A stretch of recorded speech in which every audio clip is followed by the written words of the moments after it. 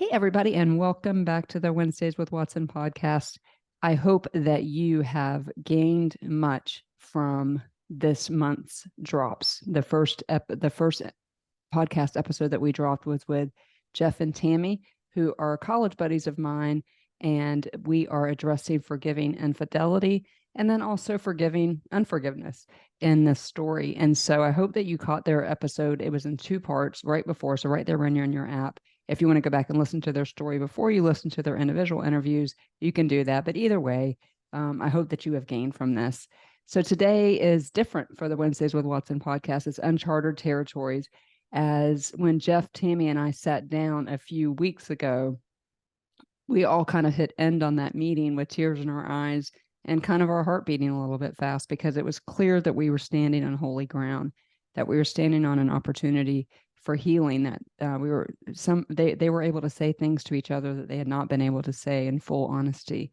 So I've asked them both back on the podcast. And so today we dropped an episode with just Tammy, and this is the episode with just Jeff. And we're going to talk about that episode. And you don't have to have listened to the episode before this, but I would encourage you to go back and listen to it. We broke it into two parts because it's pretty long. But this is February 2022. This is the month we talk about love. We think about love. I know in my own wedding, Jeff, I had 1 Corinthians 13 read, and I love that passage of scripture where particularly the part where it says love doesn't keep a record of wrongs.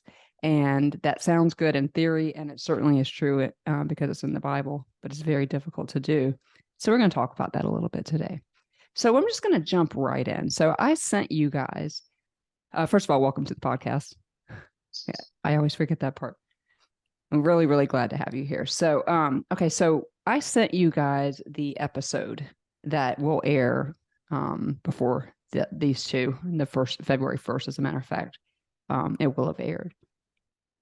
Overall, after you hit end on that meeting that night, tell me what was going on inside of you. Just to be bluntly honest, it kind of went the way I anticipated, that it would be a recounting of my failures and the effects of those failures. Just flat out sin.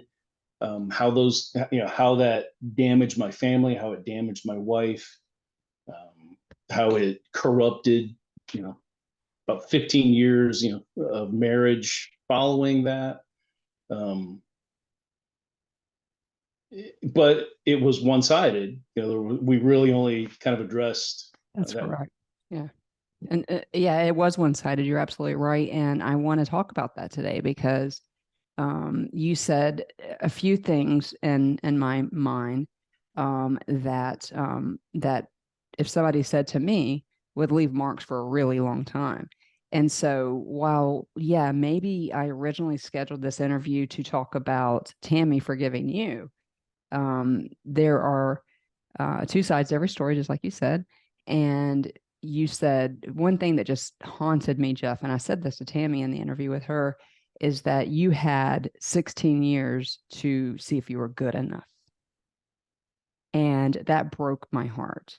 And so for those of you who have not heard the episode, you'll understand what we mean by that. But essentially the indiscretion happened. And then 15 years later, Tammy just blindsided Jeff with a divorce. And so it was a very one-sided conversation in some ways, but things like that thing that I just told you, where you said, basically she said, you have 16 years to change my mind. And so that in and of itself had to be hurtful. And so what I want to talk about today is I want to just talk about a few things that will minister to your heart. And then I want to talk to men out there who are on the other side, who hurting people hurt, right? So Tammy did plenty to hurt you after the indiscretion, after the repentance. You thought you were fine for 15 or 16 years. You just kept saying over and over in that interview, I just wanted to love her well. I just wanted to love her well. You also said, but she hadn't told me that she loved me in 3 years. And you also said that most of the things that she did as a wife, she did out of a sense of duty. And so I'm not a man, but I know pretty much that that's the worst thing that you could do to a man, because a man needs to be respected, and you weren't, quite frankly. And so you had to navigate your own way to forgiveness.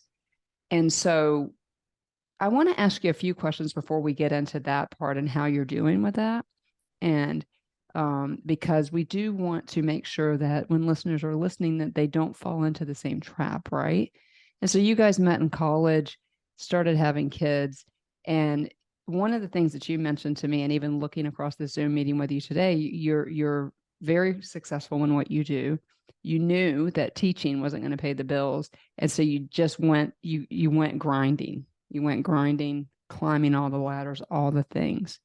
Do you think that that in part had any way, or that the necessity to support your family and the grind, do you think that in any way contributed to what ultimately ended up being the demise of your wedding, of your marriage? Really hard to that's really hard for me to say, because obviously it was her decision. She did. So there's a bit of a disconnect from what I see in the justification for the divorce and what probably were the actual reasons for Right. the divorce. Yeah. Yeah, I was unfaithful to her. I was an adulterer, and there's that. But What do you think the actual reasons were? I'm just curious. well, from her own mouth, she commented, and she said it in the first episode, the fact that I had trouble, making ends meet. Was not good managing money. We struggled. All of the years we spent in Pennsylvania, we spent about 7 years in Pennsylvania. That was a grind the entire time we were there for her to get her degree. Um, I made a lot of mistakes in that area. Um, so there was a number of things that were in her head. So when situations developed in 2018, she saw the opportunity. She wasn't going to leave me when she had 6 little kids. Uh-huh. So she had reasons To stay. stick around. I don't want to be quite so gauche, but Yeah. to hang in there. Right. Right. Uh, you didn't have as you mentioned last time, you got to have a master's degree in psychology before you can start doing anything. Right. So we had the conversation going to Pennsylvania for her to get her master's degree. We said it out loud. The hard part. This will give you the ability to take care of yourself. Mhm. If I mess up again, you'll be able to provide for yourself. So that was said out loud. Um, I don't think so. In the last couple of years of the marriage, I was working a lot in my role, partly because I really was passionate about what I was trying to accomplish. I felt like it was valid work, it was meaningful work, which every man wants their work to mean something. So I really felt like we were building something meaningful where I was at. Um, and and then I made some decisions even in that. Wasn't doing a whole lot of vacationing, because in the summer that's when technical people get their work done in education, but then the whole school year I've never been good at vacationing anyway. Sitting on a beach doing nothing just doesn't resonate with me. So I failed in putting a lot of attention into work. I don't think I'm a workaholic. I don't think anybody knows me well would ever accuse me of being a workaholic, but um, I put a lot of energy into it, and Yeah, I was just curious if it played a role, because it so often say that's Satan's playground. When especially in young couples, when you're trying to do the grind. But I'd like to know how it felt for you. Well, let me ask you this first. So you had to have felt, like Tammy mentions on the episode that you guys did together, that she felt very alone. How was your relationship with the kids during that 15-year or 16-year audition period, or whatever we want to call it, which had to be very hurtful and something that you needed to forgive. And we're going to talk about that in just a second. But um, do you feel like she ostracized you from the kids, or okay, no, good. So it was a fully functional home. I mean, anybody who came in and sat with us and spent time with us would not have would have been stunned by the feelings that were sitting under the surface. We had a good relationship. I mean, we took our kids to football and baseball and And you were school. friends probably like you are now We still. great. I had a great relationship with my kids. There wasn't any real dysfunction in those connections. Okay, gotcha. One of the things that, like you said, that interview was very one sided. And so I want to talk about a few of the things that when you said it, I felt like my heart was going to stop. One of the things that she said to you is, I'm tired of looking at the back of your head. Talk to me about what that does to you in this moment, and talk to me about forgiving dingers like that. Because anybody that knows Tammy, she's witty. Oh yeah, And, yeah, and I imagine that wit matched with hurt and pain yeah, yeah. But is in that. retrospect, she was right. I accept that I was at that point in time, and that was like that was early 2000, like 2000, 2001, 2002, in that period. And I was already in my affair. I was already kind of unplugging from her a little bit. And I felt, and as we talked about in the first episode, I was feeling very um, things weren't going the way I wanted. I didn't feel like I mattered. I didn't feel like that my life was meaningful to anybody. Mm. Um, she she loved her children; they were the absolute priority. I was further down the list, as I mentioned, in that, and that my work didn't feel like it mattered, and my relationship with her didn't feel like it mattered. So I was struggling Checked to find out. something. Yeah, probably checked out in some ways, right? I was struggling to find something, and I was wrong. I was dead wrong in that I poured myself into computer games. Kind of got lost myself in some of that, chasing after compliment. Boys today, people complain about boys playing video games. Large part, they're just trying to find something meaningful, trying to Mm. accomplish something. There's so little that they can feel like I'm accomplishing something. So the video games provide a very easy outlet for that. So I was in that place in my 20s. But still, it doesn't make it right what she said. And that was one of many things. E- Even her saying, "You've got 17 years to prove me wrong," as a business person who has managed people, most of, well, all of my professional career, you wouldn't manage a business, an employee like that, right? Like you wouldn't say you have, 3 days to figure this out. There's a plan, right? So you sit down and you go, this is how you can change my mind. You didn't get that. Yeah, and I don't know how much we mentioned it on the first call, that when I still had a vivid memory of the night she asked for divorce, and um, she sat down on the bed and she looked at me and she just said it. I think I want a divorce, and it blasted me. It was literally the last thing I thought would come out of her mouth at that point. I thought we were trending up. I thought the trajectory was really good. Gotten significant raise the summer before, and we were, the kids were starting to leave. It was going to be the two of us, and we were going to have, the resources and the opportunity, to make the life we had always hoped, because we started having kids the same year we got married. So we never had a chance just to be the two of us. So I was looking forward to that. We were heading that direction. Um, it just the occasionally it would pop up, that kind of ticking clock, and I would tell myself, and I would tell people close to me, sometimes I feel like as soon as Eric leaves, we are so done. But you can do two things with that. You can just kind of like throw up your hands, like there's nothing I can do to save this, or you can say, I'm gonna double down. I'm gonna do whatever I can. Which did you do? And I really I committed to making her life better with me in it. That's kind of what was in my head.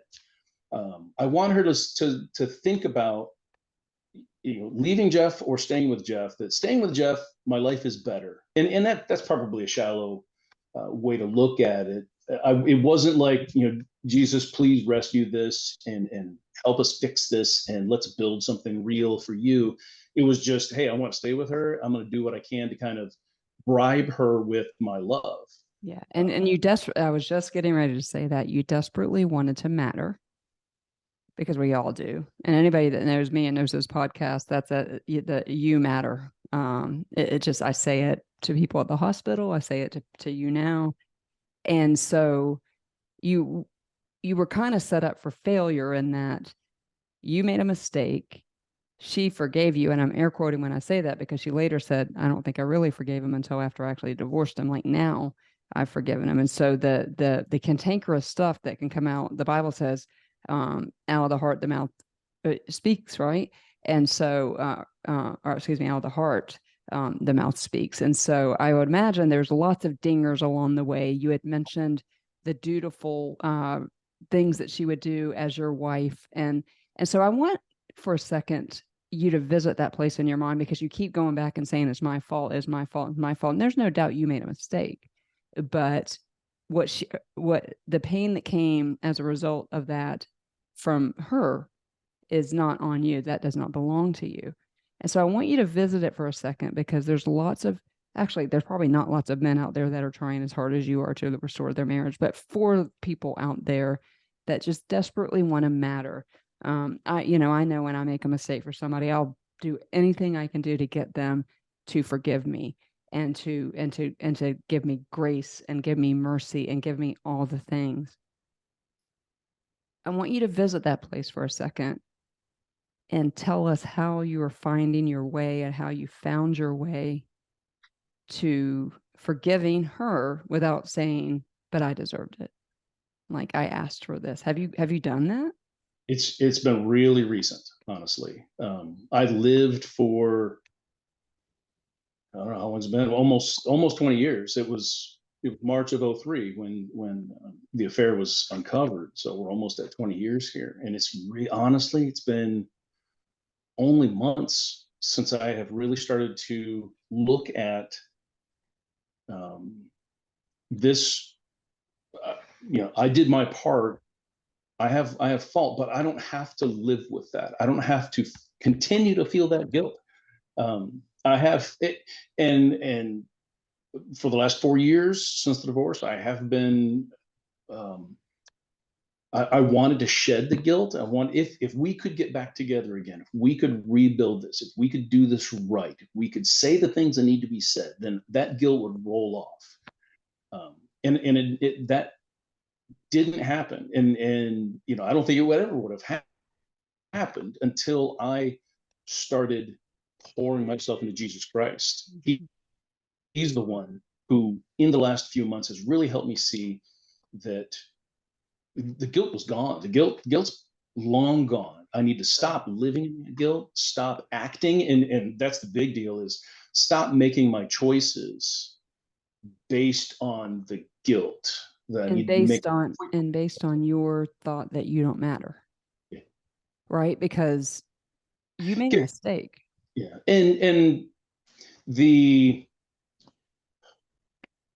people closest to me, seeing how things have played out, saying things aren't right. This isn't right.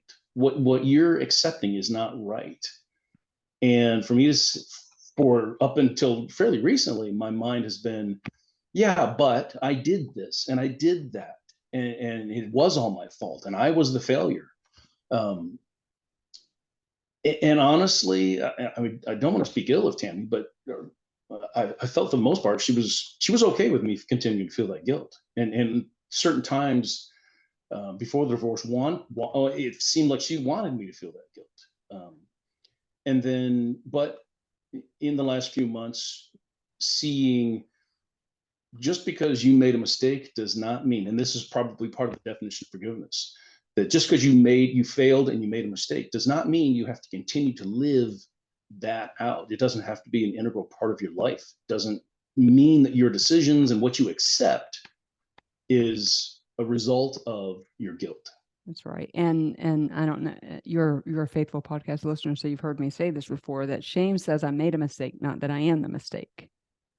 And so on your forgiveness journey internally, I just want to encourage you, as you forgive, to forgive from a place of, this person hurt me, And period, put a period at the end of that. Not I deserved it. This person hurt me, and it is my responsibility, based on our core verse of Ephesians 4:32, to forgive one another. You have to find your way to forgiveness, but you first have to acknowledge, as you just did, that I am, I can't keep paying for something that I did in 2003. Even though there's far-reaching consequences to that behavior, and in this case, as we mentioned, another child, which probably complicated things.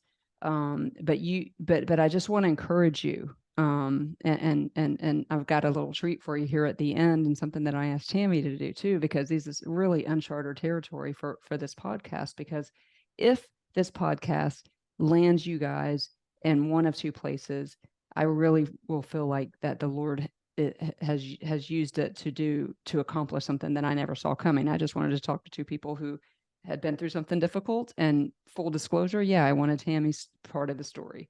But in that interview, when I heard you say some of the things that you said, and you just continued to say over and over, and it reminds me of me. There's been a lot of crap coming out about the Enneagram, and so I'm not going there, but I do use the Enneagram from a gospel-centered approach. And so I'm a type 2, need to be wanted, need to be loved, want to be wanted, want to be loved. That's my core fear. And so in your situation, I would have just been devastated, because it's like, am I ever going to stop paying for this mistake that I made for you? And so I do hope that in your heart that you're forgiving the offense because it was an offense, not because you deserved the offense, right? And so that's kind of free. Here's a big question that I want to ask you. Have you forgiven yourself? I've gotten to that place now. So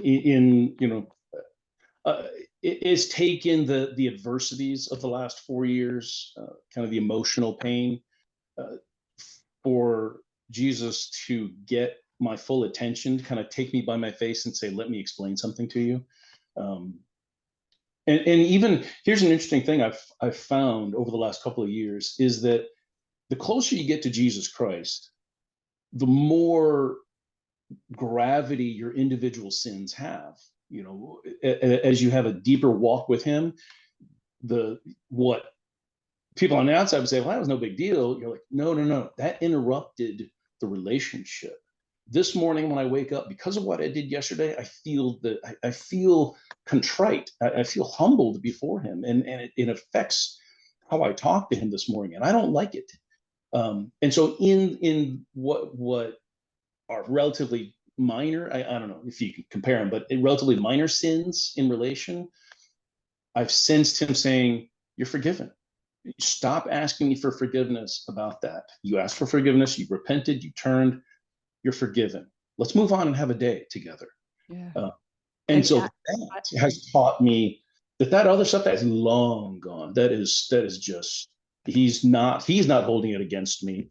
He's not making his decisions on how to interact with me because of that long gone sin. It's forgiven. It's gone. Consequences, will still linger. Consequences always linger, but the relationship is still, is good, and the guilt and the shame are no longer affecting my relationship with him. So. Okay, good. And my guess is, as she navigates through some things that she's navigating through, I got off the interview with her just an hour or so ago, and there were tears again. And she said, and because I, you'll hear the episode, but one of the questions I asked her was like, how good did he have to be? Like, what did he have to do? And at what level did he have to do it? And she answers that question. But then later, when I asked her another question, she cried almost during the entire interview. And later, when I asked her, because one of the things that really struck me in the interview that we did with the three of you guys is I said, "Tammy, do you still love Jeff?" And it wasn't yes, it wasn't an emphatic, it was sure, And I kind of mentioned that to her, and I was like, I can imagine how much that hurt him in that moment. Yeah, in my chest. That was. Oh, I can't even imagine. And I was like, and I almost cut it from the interview, but I think it's important as a follow up, because I do ask her that. And I am convinced that she loves you. I am also convinced that she is just so terrified of being hurt again, And she's got to figure out, and she knows this, she's got to figure out her way forward with that. And so I asked something of her, and I'm going to ask the same of you.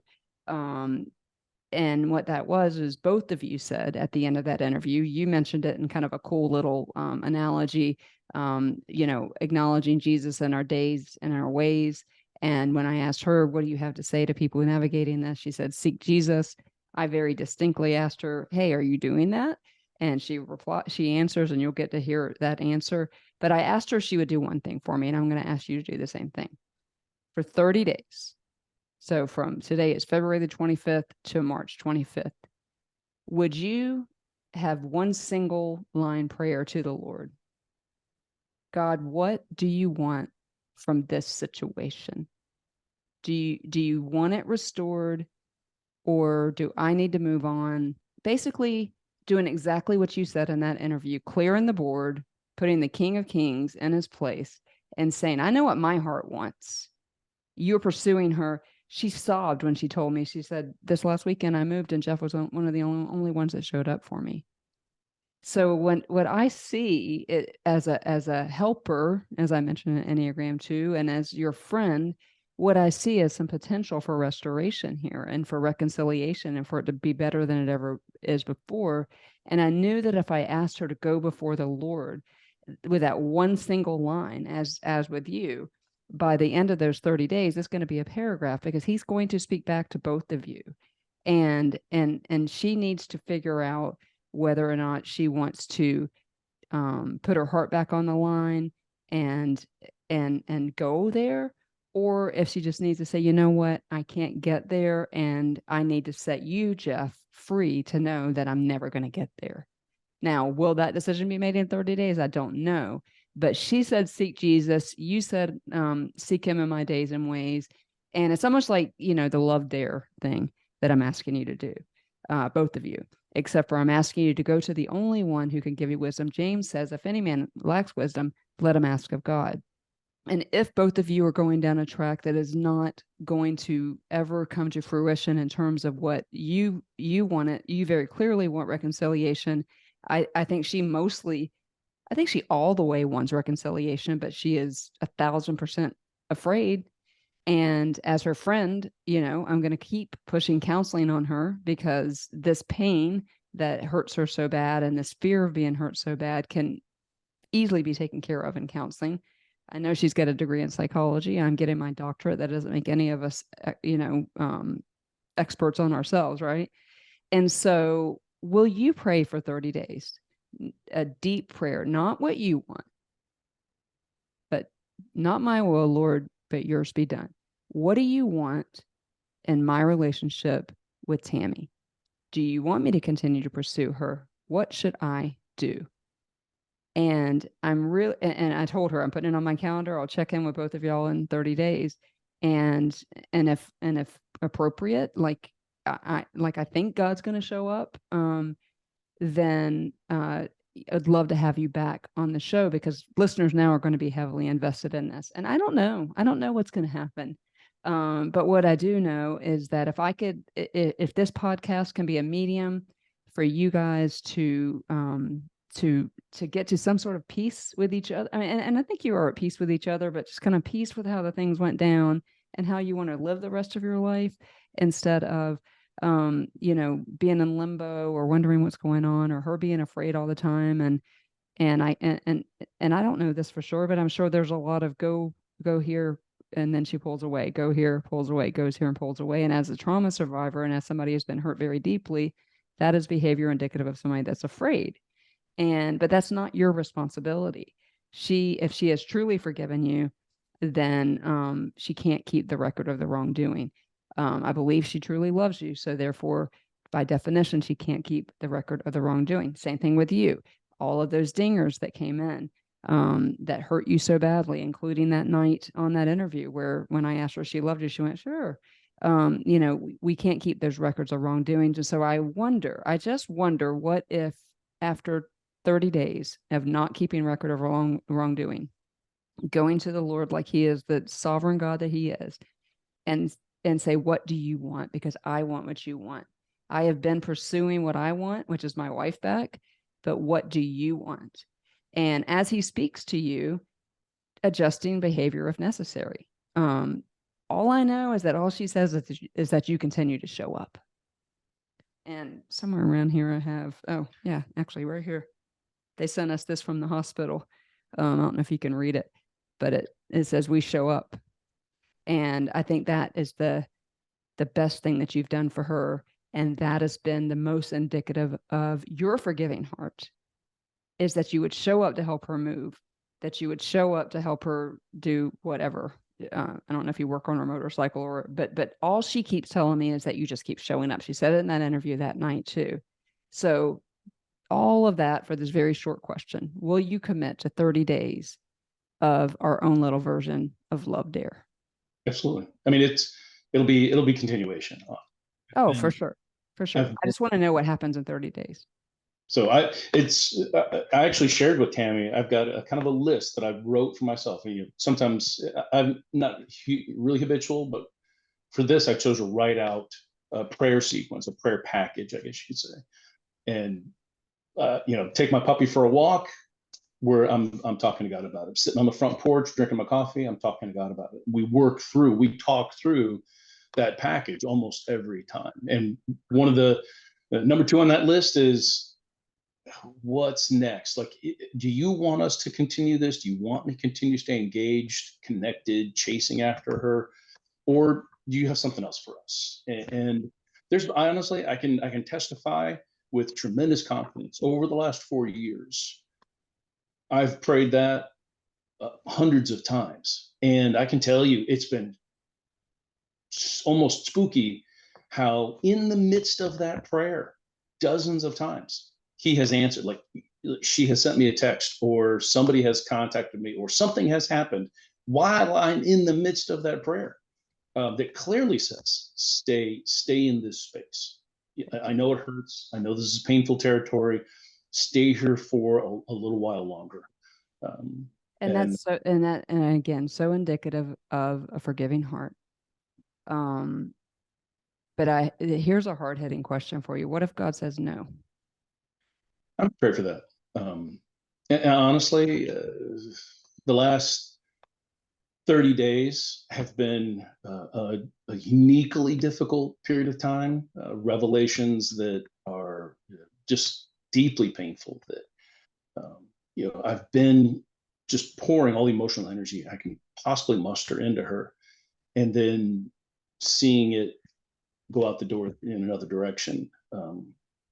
Has really rocked me. Honestly, sitting here now, if we were having this conversation a week ago, my And you head sent would me the text to my pray. head, very different space. But I will. I Tell me will. where that's. Can you tell me where that space is for the listeners? I'm.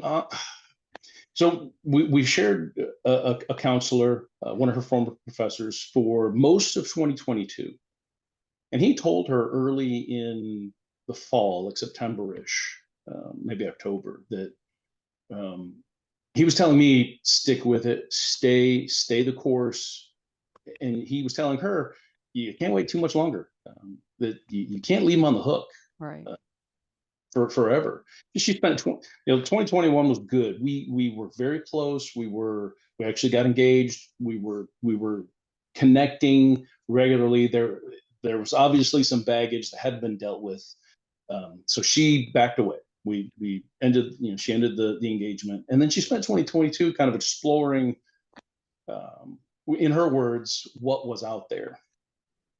And I didn't know what was going on in her head. I didn't know if she was looking for my replacement. I didn't know if she was looking for um, all the stuff that I didn't have. All the missing pieces in me. I didn't really know where she was at. I continued to. I just kind of put my heart on hold. Like, I would really like to have somebody close. I would like to have somebody to connect with. I would like to have somebody to wrap my arms around, and it just wasn't really available. Um, and so the pivot that's happened in the last 3 weeks, where she's been dating another guy, has been just like dunk my head into the ice water again, and like, here, hold your breath just a little bit longer. And I'm like, I don't know if I can do this anymore. Yeah. And I don't know if you want to put this in the podcast, Amy, but right now, no, I think this is great. January 25th, I don't want to do this anymore. I will if and I've been praying, God, please make it clear to me what direction you want me to go. Do you want me to stay engaged? Do you want me to keep chasing after her, or am I wasting my time? Am I just spinning my wheels? Yeah. And Well, she and I were having conversations this morning about that very thing. She was very clear to me. I do appreciate she gave me some clarity on really what she's afraid of, what she's looking for. And she was very honest with me. She goes, I don't know if you have the capacity. I don't know if you can show me these things. They're a little bit nebulous. But I'm like, I don't know how to prove to you. And she admitted that. And so right now I'm in a space of wait and see. I don't know if I don't want to wait anymore. No, that's fair. And I'm look, that you're done. I'm exhausted. Yeah. Pouring into her and not getting anything back has been exhausting, and I'm almost empty. And it really, and Pastor's message about the widow pouring out the oil this last week, all I have is that when I tip the bottle over, there's still more oil coming out. I don't know where it's coming from. Obviously, I do. I mean, I know where it's coming from. I just don't. I know it's not coming from me because I'm done. Right. But if Jesus Christ wants me to stay in the space, I'll keep chasing this. Well, you know what? It doesn't get any more honest than that. And so know that I am taking both of you before the throne room every day. I also want you to know, Jeff, that you do matter, that your pain matters, that that's something I struggled with. I don't know, maybe every other day I'm kind of at a, there's nobody out there that really cares about me. Like, I am not a particularly important person to anybody. If I passed on from this earth, if God took me away, work would replace me pretty quick. My kids would, they keep doing their lives the way they're doing it. It certainly doesn't seem like it would affect Tammy a whole lot. There's just not a lot of, I just don't feel like. No hope right now. I mean, some days there's somebody will say something or a situation will pop up. Sunday I had somebody who really helped, just made me feel really validated. Tuesday, somebody said something to me that just really made me feel validated, but it's not every day, and it's not all the time. Well, I'm going to do my best to remind you, because that's why I do this, right? I do this to remind people that they matter. And Jeff, listen, every day at the hospital, I'm working in behavioral health, and I look into eyes of people who have made choice after choice after choice after choice that put them where they are. Or sometimes it's just their mental illness, but mostly it's a combination of both. And I look at them in their eye, and I actually pull my glasses up so they can look me in the eye. And I say to them, do you know how much you matter? And you think that I would ask them how to solve a quantum physics problem. And inevitably, every time, tears well up in their eyes and they go, no, I don't matter.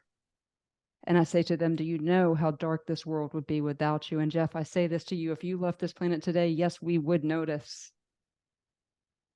Yes, we would notice.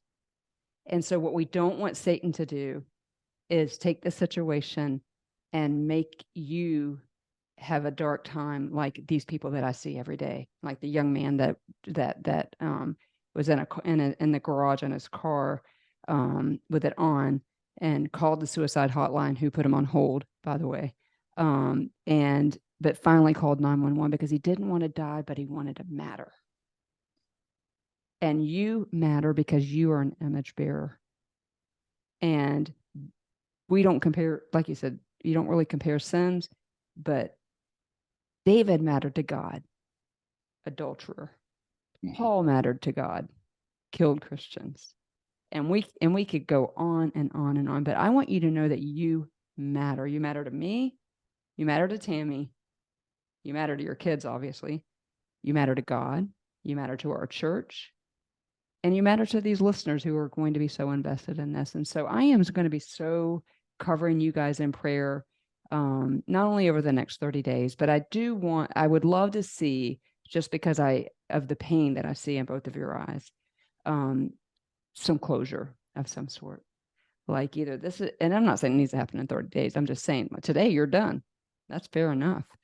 But, and it sounds like you've been praying this prayer, but we don't know what the Lord's going to do in her heart over the next 30 days, because somewhere under all that facade, she knows that she's still holding some of these things against you, and can't get there from here. I think she will get there, because, and we'll close with this after, and I'll give you the mic at the end. But the other question I have for you, and one of the reasons why I know that you might be continue to fight, is she cried on the interview with the three of us, and she cried almost the entire interview today. And tears don't come without investment. Like, she cares, clearly. She loves you, clearly. And so I asked her for 30 days, would you commit? Because I said, you told people to seek Jesus. Are you doing that? She's like, in theory. I said, okay, well, let's take the theory away and let's actually go before the throne for 30 days and ask this one question before God and see where we land. And so I am hopeful, and I am going to be praying on my knees. You guys are on my war room wall. Somewhere along the way, I figured out the prayer works, and that's all I got. That's all I got right now. But it breaks my heart to think that you're sitting in your house today thinking, hey, if I left this planet, nobody would notice. Not true. And all over the world right now, when this episode is being aired, people have it in their earbuds and they're hearing. And one day when you stand before God, you may hear, hey, remember that time you spent an evening and an afternoon with Amy? Somebody in Africa got some hope because they understood Jeff's pain. Somebody in New York understood because they realized that while Jeff made a mistake, Tammy still continued to hurt him deeply. And both of them had to find their way back to forgiveness. And so I love you as my friend. I love you as my brother in Christ. You matter so much. And if this marriage is restored, awesome. If not, we know that God still has great things for you. And we know that God still has great things for Tammy. But in this journey of forgiveness should come wisdom as to whether or not, or should come wisdom as to what's next. I guess I should say it that way. And so know that I'm praying for you. Know that you matter. Know that you are the things that I say all the time. I don't say those things just out of obligation. I see you right now. I know you. I hear you. I value you. And I love you. And I'm not the only person. And so in those dark moments where Satan wants you to feel alone, and that's what he does. That's his game. It's his game. And so as we close the podcast, I would give the microphone to you, and then we'll see where we go from here. I think the last thing you mentioned has been a deep part of my prayer of the last couple of weeks, 3-4 weeks. I've really, it's been so clear to me the spiritual battle that's just raging around us. I mean, just I'm brought to, in my prayer time, I'm praying and praying, and then I'm brought to a point where I'm crying out to Yahweh, Jehovah Sabaoth, send your forces down to help us, rescue us. Open our eyes like Elisha's servant to see that your forces are here. Yeah. That you're fighting for us. And part of it's encouraging. Satan's not going to attack what's not, a threat. Right. I love being a threat to what Satan's trying to accomplish. And God's not going to invest in, he's not going to clean up a house that he's not going to live in. Right. So those, knowing the adversity and the grinding and the tension and the pain it's I know it's part of something bigger. Mm-hmm. It has to be. I've got to believe that, yeah, none of us have any hope if you don't believe that, right? And the oft misused verse, but it is appropriate here, Romans 8:28. We don't know the end of the story, but we know that this is going to be worked together for your good and for her good. But to ignore that we have an enemy who wants to seek, kill, and destroy us, is foolish. And we would be remiss if we didn't remind listeners of that we don't battle against flesh and blood. Jeff's battle is not against Tammy. Tammy's battle is not against Jeff or the indiscretions on both their parts. The battle is against Satan, and he would like nothing more than to dismantle two people who love each other and love Jesus, who can continue to make a kingdom impact now that you really are empty nesters. And so I don't know what's going to happen, but I do know there's a song, and I can just think there's this one lyric. I don't know what the day brings, but I know who brings the day. But I would love to see you guys come to a place of peace. And in doing that, I think both of you in this process of talking to me and thinking about it and praying about it, you're figuring out, well, maybe I haven't forgiven that. Maybe that did hurt a little bit more. And in your case, you didn't deserve what you got back in return, because that's not the way it works. We don't return, I think Willie on his episode said, we spend our whole life trying to even the score. The problem is we don't know the score. And so there's, I think both of you see a little bit of that going on, at least from Tammy's perspective. I think that she wants to hurt you as much as she's been hurt, not consciously. But I think that it was the hurt was so deep on her part that she wants you to feel it, and but not. And so I think that asking her to go before the throne room, asking you to go before the throne room, is going to bring some great clarity to it. So, well, thank you for being here, guys. We don't know what's going to happen, and this is uncharted territories for this podcast, but it is the desire of my heart to be a solution. And if I'm in any way able to bring peace to this situation by my voice, either to my Heavenly Father or behind this microphone, I'm here for it. And so thank you for being here, Jeff, today. Thank you. Appreciate it, Amy. Appreciate everything you do. Well, thank you for supporting the podcast. You are one of our supporters. And speaking of that, guys, if you want to support the podcast, and our church just made that huge announcement with the community center, the expansion of Baylight counseling. And so we are going to be investing deeply into that ministry for the community care center at Calvary Church in Clearwater, Florida, for people that can't afford counseling on their own. Everyone here knows that that's important to me. And so thank you for your support of the podcast. I would be remiss to not mention that.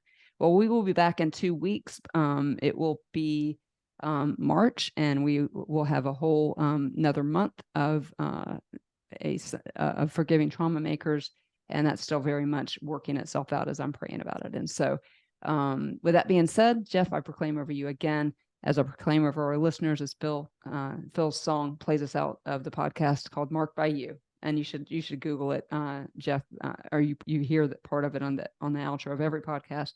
It just talks about being marked by him. And so I know you well enough to know that with or without Tammy, that you desire to live a life marked by him. And so I will be praying for you, and trust me, on February 25th, I will be reaching out, and probably a lot of times in between there. All right, listeners, we'll be back in 2 weeks here in the Healing Zone. Thank you for listening. Here I am, you can see that I'm nowhere near where I want to be, but you remain so